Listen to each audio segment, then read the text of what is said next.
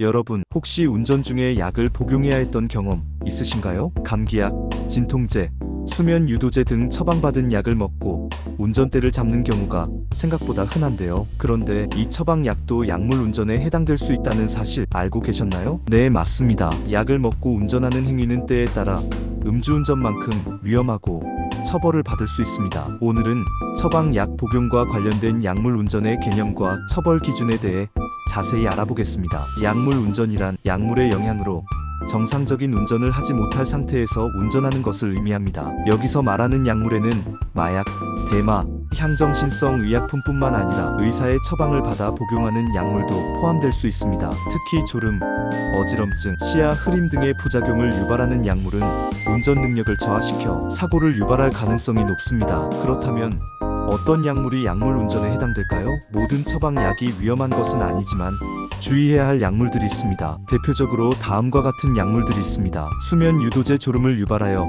운전 중 사고 위험을 높입니다. 진정제 신경을 둔하게 만들어 반응 속도를 늦춥니다. 항우울제 졸음, 어지럼증, 시야 흐림 등의 부작용을 유발할 수 있습니다. 항히스타민제 졸음, 집중력 저하를 유발합니다. 마약성 진통제의 강력한 진통 효과와 함께 졸음, 의식 저하를 유발합니다. 이 외에도 특정 약물과 알코올을 함께 복용하는 경우 약물의 부작용이 더욱 심해질 수 있으므로 각별한 주의가 필요합니다. 그렇다면 약물 운전으로 적발될 경우 어떤 처벌을 받게 될까요? 도로교통법에 따르면 약물의 영향으로 정상적인 운전을 하지 못할 경우 음주운전과 유사한 수준의 처벌을 받게 됩니다. 구체적인 처벌 기준은 다음과 같습니다. 1회 적발 3년 이하의 징역 또는 1,000만 원 이하의 벌금, 2회 이상 적발 2년 이상 5년 이하의 징역 또는 2천만 원 이상 3천만 원 이하의 벌금. 또한 약물 운전으로 인해 인명피해가 발생할 경우 더욱 엄중한 처벌을 받을 수 있습니다. 사고로 인해 타인을 다치게 하거나 사망하게 한 경우